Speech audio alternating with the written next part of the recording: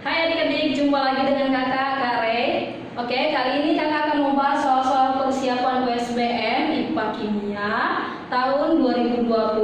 Namun sebelum kita membahas soalnya, ada baiknya kita review sedikit materinya. Sebelum kita mulai, persiapkan alat tulis kamu, yaitu pulpen, buku, dan kita mulai sekarang. Baiklah, kita mulai untuk materi yang pertama. Di sini kakak akan menyampaikan tentang judul materi dan perubahannya. Pasti udah tahu nih tentang materi dan perubahannya. Nanti di dalamnya itu ada pengertiannya, tentang membahas zat, perubahan zat, ada perubahan kimia dan perubahan fisika. Oke, yang pertama kita lihat dulu pengertian daripada materi.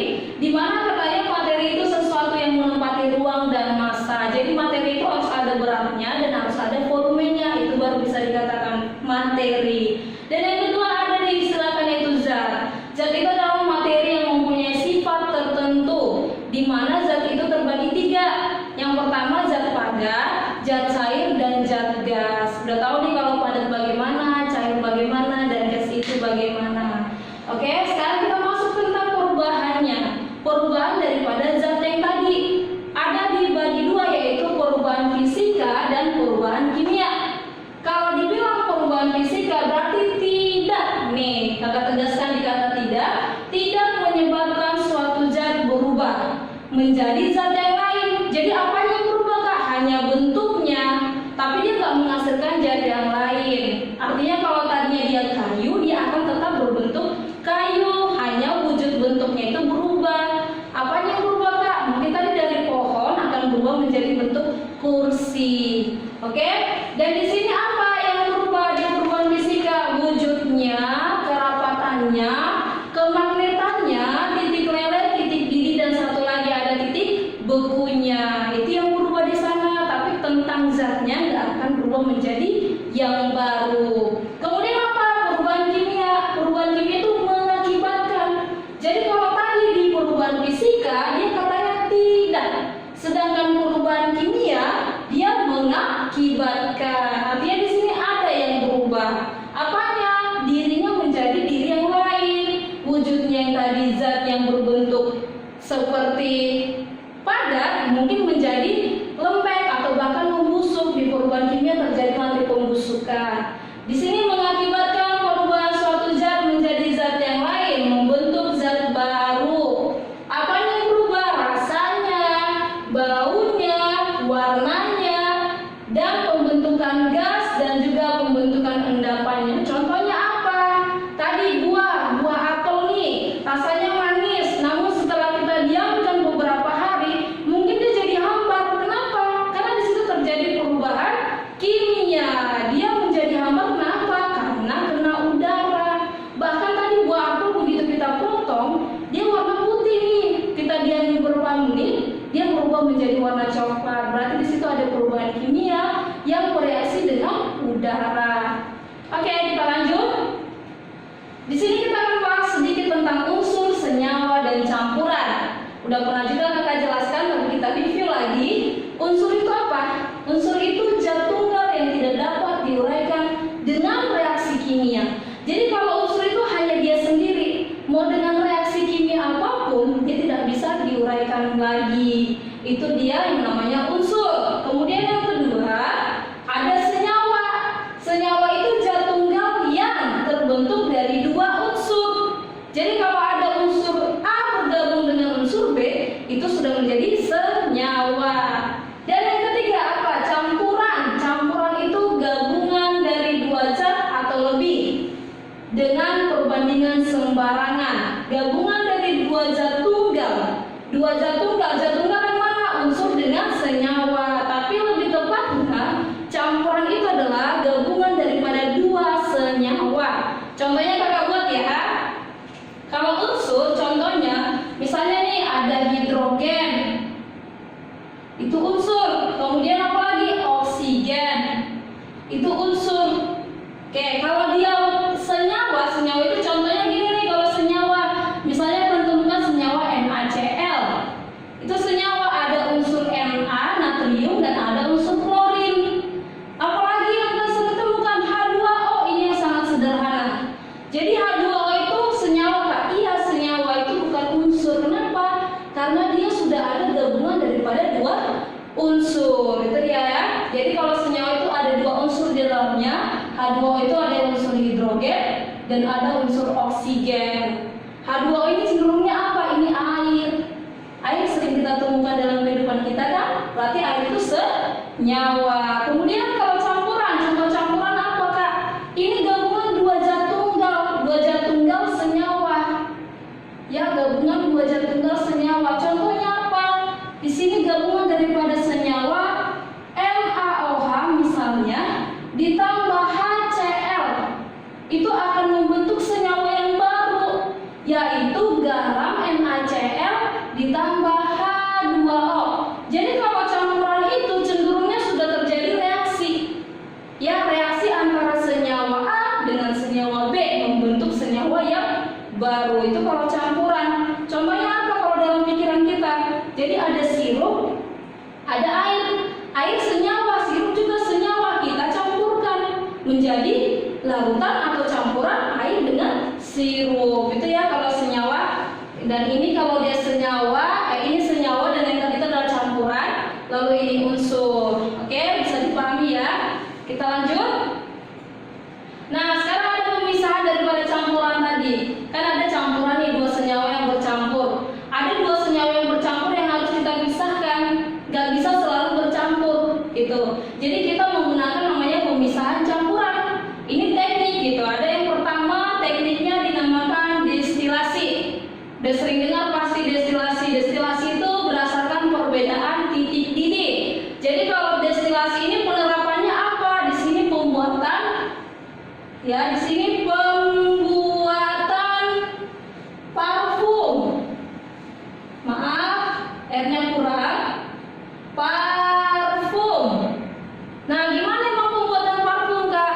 Pembuatan parfum itu bukan berarti pasti parfum kita ada yang aroma mawar, ada yang aroma melati. Bukan berarti air melati yang diekstrak itu langsung kita masukkan ke dalam botol. Jadi awalnya si melati tadi, mahkotanya tadi kita tumbuk atau kita haluskan, lalu kita campurkan dengan air. Dan setelah campur dengan air, nanti air itu menguap. Yang kita ambil adalah uapnya, bukan airnya, bukan daripada mahkotanya tadi, tapi uapnya yang kita ambil menggunakan teknik destilasi. Itu ya. Dan di sini ada filtrasi. Ya. Filtrasi itu pemisahan cairan dengan padatan atau penyaringan.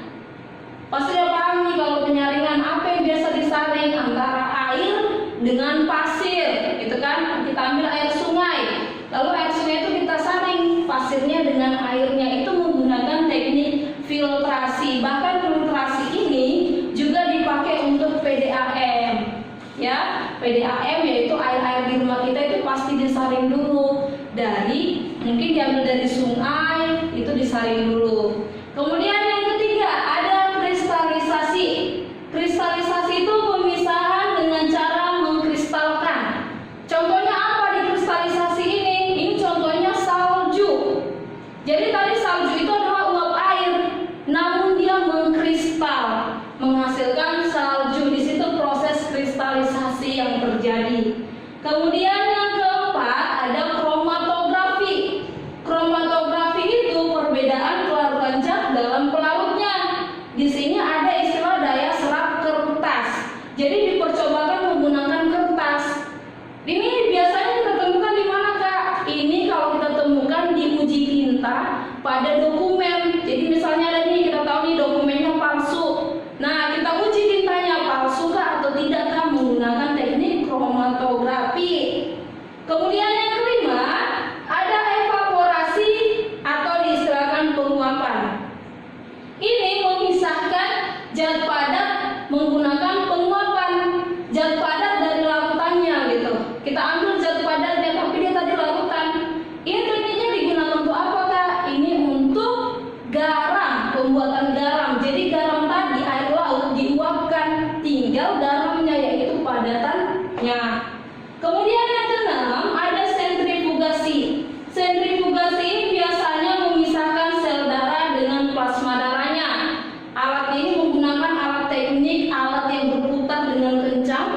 Dan di situ nanti akan memisah sel darah dengan plasmanya. Kemudian yang ketujuh itu ada sublimasi. Nah, sublimasi ini memisahkan zat padat dengan menambahkan iodin. Berarti sublimasi ini berhubungan dengan evaporasi. Hanya bedanya apa? Kalau evaporasi itu hanya kita uapkan, sedangkan sublimasi ini setelah diuapkan dia kita tambahkan iodin sehingga garam itu bisa kita konsumsi. Kemudian yang kedelapan ada dekantasi. Nah, dekantasi ini pemisah dengan gaya gravitasi. Itu biasanya contohnya memisahkan air dari minyak. Oke, next. Nah, sekarang kita masuk ke materi selanjutnya. Di sini ada atom, ion, dan molekul. Namun sebelum kakak jelaskan apa itu atom, ion, dan molekul, baiknya kalian catat dulu yang tadi dan supaya nanti tidak bertumpuk catatannya. Oke? Oke, kita lanjut lagi ya. Tadi kan kakak udah suruh kalian mencatat yang sebelumnya. Nah, kita lanjut materi yang baru lagi tentang atom, ion, dan molekul. Udah pasti tahu nih atom, ion, dan molekul, ya kan? Udah sering, bahkan kita sudah bahas tentang apa kemarin? Tentang cara dia berikatan atom itu bagaimana. Tapi untuk saat ini kakak jelaskan tentang pengertiannya dulu. Oke? Yang pertama, atom. Atom itu katanya partikel terkecil, suatu unsur yang tidak dapat dibagi lagi. Nah, kenapa kakak buat Demokritus? Ini teori pengertian atom ini yang sering kita gunakan ini adalah teori daripada tokoh pertama, yaitu Demokritus. Dia yang pertama mencetuskan teori daripada atom. Jadi kalau ada ibaratnya pertanyaan, apakah teori daripada Demokritus? Inilah dia teorinya. Hampir mirip nanti dengan teori ada satu orang lagi. Oke, yang kedua, atom itu dibagi dari 3 jenis. Ya, di dalam 3 jenis itu diistilahkan menjadi subatom, pembagian atom. Kalau ada bab, pasti ada subbab, ada atom dan ada subatomnya. Subatom itu apa aja? Ada proton, elektron, dan neutron. Neutron dan proton dan elektron ini itu adalah bagian daripada atom di dalam atom. Kemudian yang berikutnya ada ion. Nah, ion ini atom yang bermuatan listrik. Jadi atom tadi dia jadi bermuatan. Muatannya ada nanti dikatakan muatannya yaitu 2. Ada elektron, salah, bukan elektron ya, tapi ada anion. Ada anion dan ada kation. Ya benar. Kalau anion itu apa? Iya, negatif. Kalau kation, positif. Jadi itu dia. Kalau ion itu dibagi 2, ada anion dan ada kation. Kemudian molekul. Nah, molekul itu kumpulan atom yang sejenis atau yang berbeda jenis. Ya, yang sejenis dan yang berbeda jenis. Kalau yang sejenis dikatakan apa? Iya, molekul unsur. Ini namanya molekul unsur. Ya, kemudian yang berbeda jenis apa dinamakan? Benar sekali, molekul senyawa. Contohnya gimana kalau molekul unsur? Kita tuliskan di sini. Kalau molekul unsur kita singkat Mu. Contohnya adalah O2, N2, H2.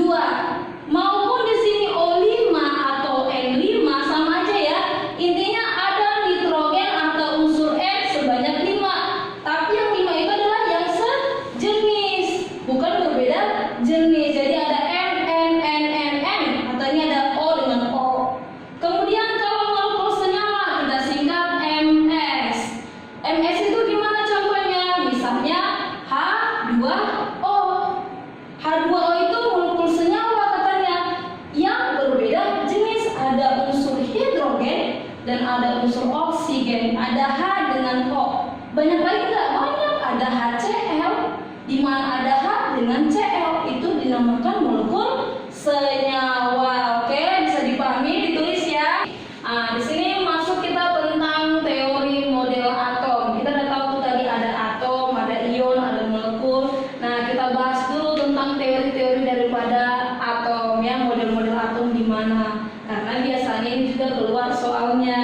ya. Jadi yang pertama ada model atom Dalton. Ini nih si Dalton. Udah biasa nih pas dengar ya, Dalton. Dalton itu mengatakan bahwa atom itu katanya partikel terkecil yang tidak dapat dibagi lagi. Ini nih yang tadi kakak bilang, Demokritus itu ada sama dengan tokoh yang satu lagi. Siapa ya? Si Dalton. Dalton itu teorinya sama dengan Demokritus. Namun kalau dibilang penemu pertama Demokritus, dan Dalton ini adalah setelah Demokritus. Dan Demokritus sudah menjelaskan tentang ini nih, bola pejal. Dalton menjelaskan bahwa atom itu katanya berbentuk bola pejal. Dan kasih tahu nih ya, bola pejal itu di mana? Bola pejal itu bola padat. Itu dia padat seperti bola golf. Kalau pernah lihat bola golf yang putih, nah itu dia, seperti itu dia sistemnya, bentuknya, gambarnya. Dia bola pejal, padat, nggak ada apapun di dalamnya yang dia jelaskan. Namun yang kedua ada teori tentang si Thomson. Ya, Thomson itu menyatakan atom itu terdiri dari materi bermuatan positif dan di dalamnya tersebar elektron. Elektron itu bermuatan negatif ya. Elektron itu bermuatan negatif. Dan dia mengistilahkan atom itu seperti roti kismis. Roti kismis udah pasti tahu nih bentuknya. Roti kismis itu kan seperti ada titik-titik di dalamnya ya. Seperti ini kalau gambarkan ya, ini titiknya gitu. Oke. Nah, katanya positif dan di dalamnya tersebar elektron. Yang ini yang positif. Ini rotinya. Rotinya ini positif. Dan elektronnya itu yang kismisnya. Kismisnya itu elektron. Dia menjelaskan bahwa seperti roti kismis, rotinya itu positif muatannya dan kismisnya itu bermuatan negatif. Itu yang dijelaskan daripada si Thomson. Dan yang ketiga ada teori Rutherford. Nah, Rutherford menjelaskan bahwa atom itu terdapat inti atom yang bermuatan positif. Nah, ini menjelaskan sudah ada inti. Kalau gambar ya, si Rutherford menjelaskan sudah ada inti. Katanya inti itu bermuatan positif. Nih, di sini ada positif di dalam inti ini. Dia menjelaskan seperti itu dan hanya seperti itu di inti. Gak ada elektronnya, gak ada apapun selain daripada yang positif di dalam inti. Kemudian yang berikutnya keluar teori daripada si Niels Bohr. Nah, Niels Bohr menjelaskan katanya di inti bermuatan positif dan di sekitarnya beredar elektron. Hampir sama dengan ini, tapi di sini yang elektronnya tersebar di mana? Di dalam daripada roti itu sendiri. Sedangkan ini di sekitarnya, di sekitar daripada inti. Di sini ada inti dan di sekitarnya beredar elektron. Jadi hampir sama, digabungkan teori ini dengan ini. Digabungkan oleh si Niels Bohr. Bentuknya gini, kalau Niels Bohr ini atom dan di dalamnya ada inti bermuatan positif dan di sekitarnya itu ada elektron negatif. Ini elektron nih negatif gitu. Itu kata daripada si Niels Bohr. Dan yang kelima yang sering kita pakai sampai saat ini, bahkan nanti SMA juga kita memakai ini, model atom modern. Model atom modern itu mengatakan bahwa ada inti atom dan di inti itu mengandung proton dengan neutron dan di sekitar daripada inti itu dikelilingi oleh elektron pada kulitnya. Jadi di sini sudah ada berlapis-lapis kulit karena atom itu sendiri bukan hanya satu lapis. Atom itu berlapis-lapis. Si modern itu menggambarkan atom seperti ini. Ada atomnya dan di sini ada inti. Di inti itu ada neutron dan ada proton. Neutron itu bermuatan apa? Neutron itu netral. Netral itu, nah kakak bilang ya, neutron itu artinya netral. Netral itu berarti plus dengan negatif gitu. Dia netral, ada plusnya, ada negatifnya di dalam inti. Dan protonnya juga di dalam inti. Elektronnya di mana? Tersebar bergerak mengitari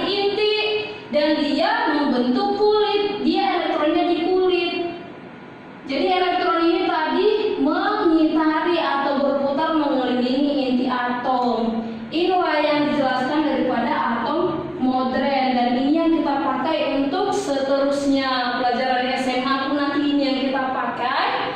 Dan di model atom modern ini juga lah ketemu yang namanya subatomik atau subatom. Ada proton, ada neutron, dan ada elektron. Karena tadi subatom ada 3 kan? Proton, neutron, elektron. Jadi model atom modern ini sudah menjelaskan secara rinci atom itu bagaimana bentuknya. Jadi hanya ada 5 teori, oke? Oke, kita lanjut. Nah, di sini ada bentuk daripada atom. Tadi sudah kita jelaskan teorinya. Sekarang kakak jelaskan dulu bentuknya. Di sini ada bentuknya yang sudah sering kalian temui, dan ini istilahnya selalu X, Z, A, gitu kan? Supaya lebih ingat juga, kakak ulang lagi ya. Di mana X itu adalah lambang atomnya. Nanti lambang atomnya itu biasa kalian temukan X itu unsurnya gitu. Misalnya nih di sini ada U unsurnya atau lambang atomnya U. Oke? Kemudian Z dan A. Z itu katanya nomor atom.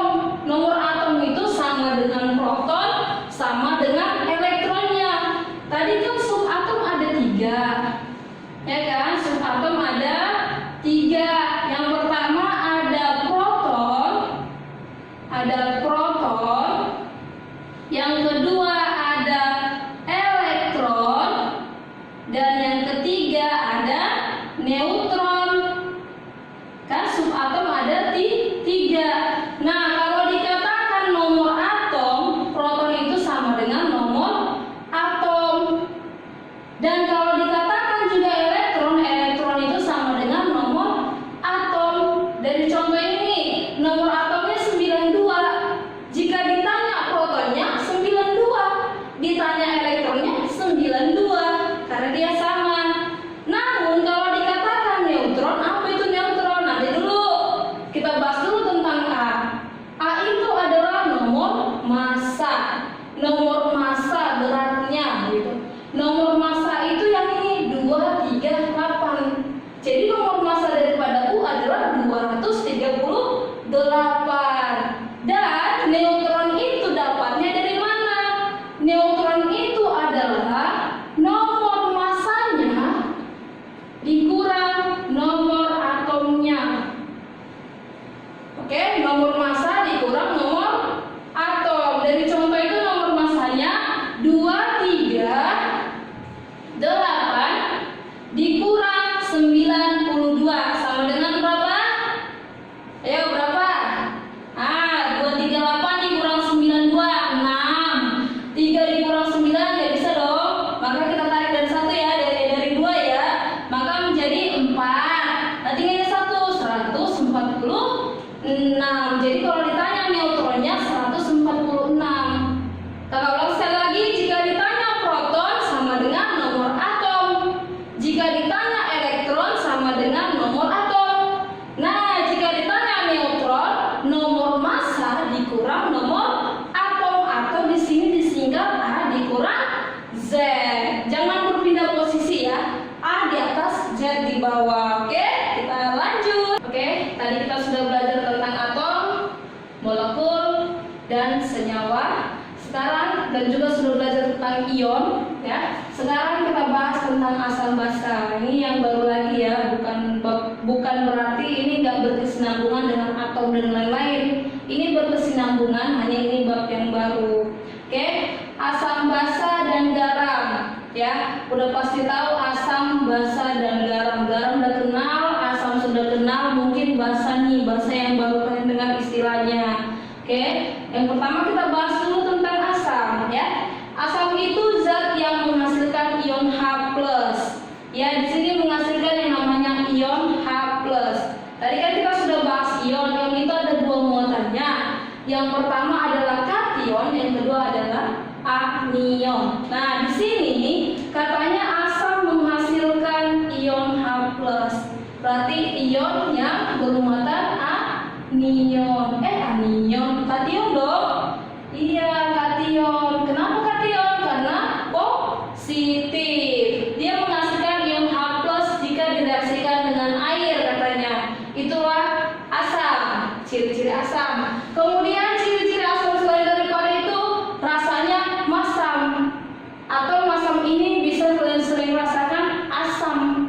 pasti tahu dong kalau buah yang asam berarti itu asam gitu. Kemudian dia korosif terhadap logam. Kalau dia kena logam, logam itu nanti akan berkarat. Kemudian pH-nya atau derajat keasamannya dia lebih kecil dari 7. Lebih kecil dari 7, pH itu rentangnya gini. Kalau pH dari 1 sampai 14. Ya, jadi kalau pH asam itu katanya pH-nya lebih kecil dari 7, berarti 1 sampai 6. Itu kalau asam, karena pH-nya lebih kecil dari 7. Oke, kemudian yang kedua kita bahas basa. Basa itu zat yang melepaskan ion OH-. Zat itu melepaskan ionnya anion, yaitu OH-, oksigen dan hidrogen yang negatif, itu anion ya. Kemudian ciri-cirinya rasanya pahit. Jadi kalau kalian mau makan sesuatu yang berasa pahit, berarti itu bersifat basa. Apalagi terasa licin. Oh, dalam benak kalian pasti terasa licin itu deterjen. Kalau kita pegang deterjen licin nggak? Licin. Sabun licin. Berarti deterjen sama sabun itu bersifat basa, bukan asam ya. Tapi jangan dicoba rasanya, bahaya. Oke, kemudian pH-nya lebih besar dari 7. Kalau tadi pH itu rentangnya 1 sampai 14, maka pH basa itu karena lebih besar dari 7, 8 sampai 14 itu pH-nya. Jadi kalau ada soal pH 8, berarti itu basa. pH 1 berarti itu asam. Oke? Kemudian garam. Nah, garam ini senyawa yang tersusun dari campuran asam ditambah basa. Jadi kalau ada asam ditambah basa, ini pasti menghasilkan garam dengan air gitu. Itu hasilnya. Jadi asam tambah basa menghasilkan garam dengan air. Mungkin kakak perlu kasih tahu dulu contoh daripada asam apa gitu ya. Contoh asam itu misalnya HCl. Itu contoh asam. Apalagi contoh-contoh asam, asam asetat atau cuka, CH3COOH. Ini biasa kita pakai yaitu asam cuka. Nah, asam cuka itu senyawanya ini. Dan kemudian basa. Basa yang sering kita lihat nanti deterjenmu ya. Di deterjenmu pasti ada senyawa NaOH. Ya, ada, tapi mungkin kadarnya sedikit. Apalagi mungkin ada lagi senyawa BaOH 2 kali dan ada OH-OH-nya intinya kalau dia basa. Nah, jadi kalau garam antara ini ditambah ini menghasilkan garam katanya. Kita tambahkan ya, misalnya HCl ditambah NaOH. Kita tambahkan HCl ditambah NaOH. Ini akan menghasilkan garam katanya, yaitu hasilnya NaCl ditambah H2O. NaCl garam enggak? Garam. Jadi kalau asam ditambah basa menghasilkan garam. Garam NaCl apa? Garam dapur. Nah, kalau ciri-ciri garam rasanya asin. Pasti dong kalau kamu cicipi garam pasti keasinan. pH-nya pH 7, artinya pH 7 itu di sini netral. Jadi kalau garam itu bersifat apa? Netral. Oke, kita lanjut lagi. Ini masih tentang asam basa. Nah, sekarang asam basa materi apanya? Indikatornya. Udah pasti tahu nih indikator asam basa. Pasti berhubungan di pikiranmu pasti lakmus gitu kan. Nah, ini ada lakmus, tapi sebelum ke lakmus, kakak jelaskan dulu tentang indikator alami. Mungkin nanti kalian soalnya siapa tahu soalnya diminta tuliskan indikator alami yang bisa digunakan untuk menentukan asam atau basa atau garam. Nah, yang pertama indikator alami. Nah, indikator alami itu ada menggunakan bunga kembang sepatu, mawar, kunyit, kulit ungu, kulit manggis, dan banyak lagi yang bisa digunakan. Ya, kalau bunga kembang sepatu kan warnanya merah. Nah, kalau kita tetesi ke asam, tanda-tandanya ini warna apa nanti? Jadi